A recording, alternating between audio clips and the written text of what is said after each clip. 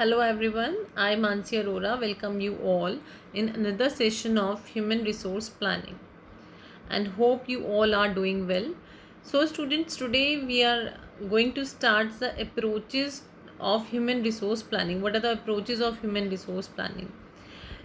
As we know that there are two types of considerations of human resource planning, that is quantitative and qualitative. As we are concerned with quantitative, these they determine the number of workforce included in the organization, and where we are concerned with qualitative consideration, they consider with the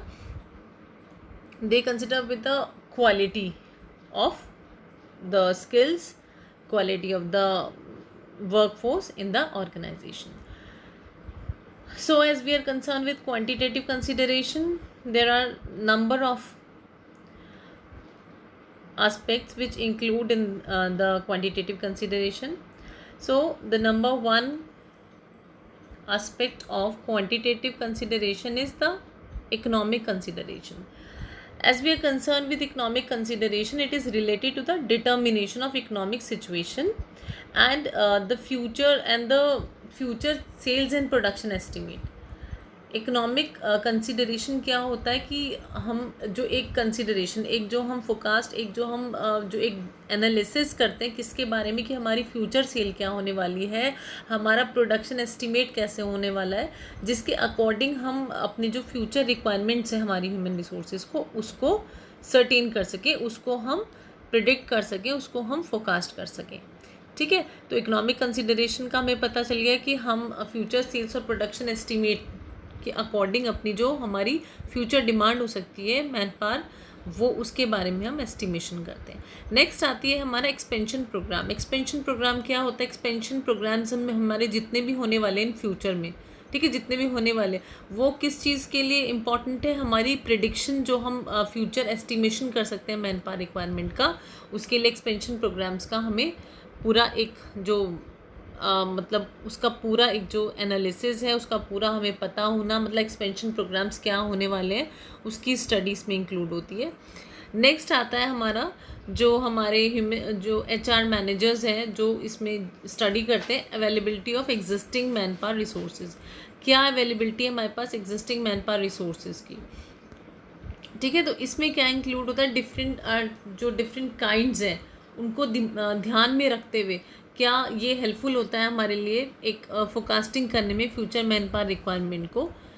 means अगर availability जो भी है हमारी existing हमारी man power resource जो भी है वो एक बहुत इंपॉर्टेंट इंस्ट्रूमेंट है जो हमें हेल्प करता है एस्टिमेशन में किस चीज़ की, जो हमारी फ्यूचर मैन पावर रिक्वायरमेंट हो सकती है. ठीक है, इन फ्यूचर जो हमारी मैन पावर रिक्वायरमेंट हो सकती है. क्यों? क्योंकि वो हमें प्रोवाइड करती है रिक्वायर्ड इन्फॉर्मेशन, एक स्टैटिस्टिकल डाटा हमें प्रोवाइड करती है कि कितने एम्प्लॉयज़ ने छोड़ा है, मतलब those employees who have left, और कितने एम्प्लॉयज़ ने ज्वाइन किया है ऑर्गेनाइजेशन को during a specific period of time. हम कोई भी स्पेसिफिक पीरियड ऑफ टाइम के अंदर उस डाटा का एस्टिमेशन कर सकते हैं जो हमारे लिए बहुत हेल्पफुल होगा. एक जो उसका नेक्स्ट हमारा पार्ट आता है लेबर टर्नओवर. ये हमारा फोर्थ पार्ट है लेबर टर्नओवर. लेबर टर्नओवर क्या होता है? कैलकुलेशन होती है उसमें. कैलकुलेशन में हम क्या करते हैं? लेबर टर्नओवर की अगर हम बात करें तो वो क्या है? डिवीजन है टोटल नंबर ऑफ जो लीवर्स हैं ना ईयर, जिन्होंने लीव कर दिया है, ठीक है, हमारी ऑर्गेनाइजेशन को, बाय जो एवरेज नंबर ऑफ एम्प्लॉयज़ हैं एक साल के अंदर, एक पूरे ईयर के अंदर, उसको जब हम 100 से मल्टीप्लाई करते हैं देन जो एक टाइम्स द नंबर ऑफ 100, उसको जब हम करते हैं तो एक total annual staff turnover rate हमारा निकलता है एज अ परसेंटेज. तो वो भी हमारी मैन पावर रिक्वायरमेंट को प्लान करने में हमारे लिए बहुत हेल्पफुल होता है. नेक्स्ट हमारा आता है जो हम रिज़ाइनेशंस, जो रिज़ाइन करते हैं बंदे, रेजिग्नेशंस है, रिटायरमेंट है, प्रमोशन है, ये सारी चीज़. इसमें डिमोशन भी आता है, सेपरेशन भी आता है, ट्रांसफ़र, जो डिसमिसल्स होते हैं, डिसमिस जितने भी लोग हुए हैं, डिसमिसल्स जो हैं, ले ऑफ हैं, ठीक है, जिनको अलग रखा गया. ये सारी बहुत इंपॉर्टेंट कंसिडरेशन है जो माइंड में रखते हुए हमें इनिशिएट लेना पड़ता है किस चीज़ में, जो हमारा process of human resource planning चल रहा है. ठीक है, इसके बाद हमारा चेंजेस आता है, changes in the management thinking. देखो हर तरह से सेम सिचुएशन में वर्क नहीं होता, सारी चीज़ें टाइम टू टाइम चेंज होती रहती हैं। तो ऐसे जो मैनेजमेंट थिंकिंग होती है, जो अपर मैनेजर्स हैं, जो ह्यूमन रिसोर्स मैनेजर्स होते हैं, उनकी थिंकिंग चेंज होती है कि हमें किस किस तरह से काम करना है, हमारी प्लान्स कैसे होनी चाहिए, हमारी फ़िलॉसफी अब कौन सी होनी चाहिए, किस तरह का हमारा वर्क होना चाहिए, जो हमारे जो एक जो मैन पावर प्लान है उस पर इफ़ेक्ट डालती है। तो जैसे जैसे टेक्नोलॉजिकल चेंजेस होते हैं, डाइवर्सिफिकेशंस होते हैं, वो क्या करते हैं, वो एक चेंजेस लाते हैं स्किल्स और परफॉर्मेंस लेवल में, जो वर्कर्स की परफॉर्मेंस लेवल है, तो उसके अकॉर्डिंग हमें रिक्वायरमेंट होती है वर्कर्स की। फाइन, तो ये हमारे जो ये 4-5 जितने भी ये पॉइंट्स हैं, 6 पॉइंट्स हैं हमारे लेबर टर्नओवर को मिला के। तो इस ये हमारे क्वांटिटेटिव कंसिडरेशंस हैं हमारे अप्रोच की ह्यूमन रिसोर्स प्लानिंग के। नेक्स्ट हमारा स्टार्ट होता है क्वालिटेटिव कंसिडरेशन।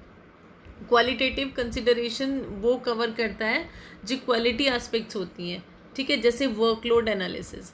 वर्कलोड एनालिसिस क्या है, एक टेक्निकल एस्पेक्ट है हमारी मैन पावर प्लानिंग की, जो क्या इंक्लूड करती है, एक ऑडिटिंग, ह्यूमन रिसोर्स ऑडिटिंग को स्टडी कैसे करना है, वर्क स्टैंडर्ड को, जो एक डिमांड एनालिसिस है उसकी पूरी जो डीप स्टडी होती है वो हमारा वर्कलोड एनालिसिस में होता है कि किस तरह से हमें उस एनालिसिस को करना है। नेक्स्ट आता है हमारा ऑडिटिंग ऑफ एम्प्लॉयज़ इन्वॉल्व्स, जो एक प्रिपरेशन ऑफ स्किल इन्वेंटरी, एक ऑडिटिंग करना है एम्प्लॉयज़ का, जो इन्वॉल्व करता है हमारा preparation of skill inventory. Skill inventory में क्या होता है, वो कवर करता है हमारा पूरा डाटा रिगार्डिंग जो स्किल्स होती हैं, वर्क प्रायोरिटीज़ होती हैं, जो डिफरेंट कैटेगरी ऑफ वर्कर्स हैं, डिफरेंट डिफरेंट जो कैटेगरीज होती हैं। जैसे कि बिग ऑर्गेनाइजेशन होती है, वो प्रिपेयर करती है क्या, ऑर्गेनाइजेशनल चार्ट, जो इंफॉर्मेशन कार्ड्स होते हैं, डिफरेंट डिफरेंट जो पर्पसेस होते हैं, जो एक पूरी की पूरी एम्प्लॉय इंफॉर्मेशन को हमें पूरा, जिससे हमें पूरा का पूरा एक इन्फॉर्मेशन मिलता है, ठीक है। उसके बाद हमारा आता है next work standards, employ safety and welfare. जो हमारी स्टडी है वर्क जो स्टैंडर्ड की, वो बहुत नेसेसरी है। क्वालिटी जो हमारी मतलब जो वर्क स्टैंडर्ड्स हैं वो बहुत इंपॉर्टेंट है। क्वालिटी ऑफ वर्कर्स जो एक रिक्वायरमेंट है उसको एनालाइज करने के लिए एक बहुत ज़्यादा मतलब मोस्ट इम्पॉर्टेंट जिसे कहो वो एक रिक्वायरमेंट है। इसकी प्रिपरेशन जब हम वर्क स्टैंडर्ड्स को स्टडी करेंगे तो हम अपनी जॉब एनालिसिस है तभी उसको प्रिपेयर कर पाएंगे, जिसमें एक जॉब एनालिसिस में हमारी दोनों ही चीज़ें इन्वॉल्व होती हैं, जॉब स्पेसिफिकेशन भी और जॉब डिस्क्रिप्शन भी, जो एक बहुत इंपॉर्टेंट एस्पेक्ट्स होती हैं हमारी ह्यूमन रिसोर्स प्लानिंग की। तो ये हमारा पूरा इसमें इंक्लूड होता है। नेक्स्ट आता है motivational techniques to increase productivity. हमारी क्वालिटेटिव कंसिडरेशन में हमारा जो एक मोटिवेशनल जो टेक्निक्स हैं वो भी इसके अंदर ही आती हैं, ठीक है। वो इंक्रीज़ करती है हमारी प्रोडक्टिविटी को। एम्प्लॉय ट्रेनिंग एंड डेवलपमेंट वो भी इसमें ही आता है। जो क्वालिटेटिव प्रोग्राम है, जो क्वालिटेटिव कंसिडरेशन है उसमें ट्रेनिंग भी हमारा उसमें ही आता है। फाइन, जो वर्क फ्लेक्सिबिलिटी है, कैसे वर्क को टाइम टू टाइम अगर फ्लेक्सिबिलिटी है अकॉर्डिंग टू द जो भी चेंजेस हो रहे हैं, किसी भी तरह के चेंजेस हो रहे हैं, जो चेंजिंग एनवायरनमेंट होता है उसके अकॉर्डिंग उसके अकॉर्डिंग हमें कैसे प्लान करना है। उसके बाद जो करियर प्लानिंग है और डेवलपमेंट ऑफ एम्प्लॉयज़ है वो भी हमारी क्वालिटी अप्रोच में ही आता है। क्वालिटेटिव अप्रोच में कंपनसेशन एंड इंसेंटिव स्कीम्स जो हैं वो भी हमारा इसमें ही आता है। कैसे जो इंसेंटिव स्कीम्स वगैरह हैं, ऑर्गेनाइजेशनल जस्टिस, ये इसका अनदर इम्पॉर्टेंट आस्पेक्ट है।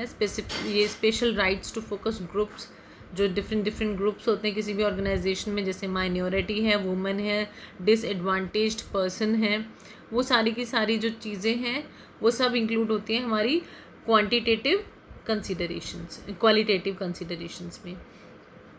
सो स्टूडेंट्स, ये जो हमारा पूरा का पूरा अप्रोच है इसको आप कंप्लीट कीजिए and please do take best care of yourself, be safe, and thank you. This is all for today.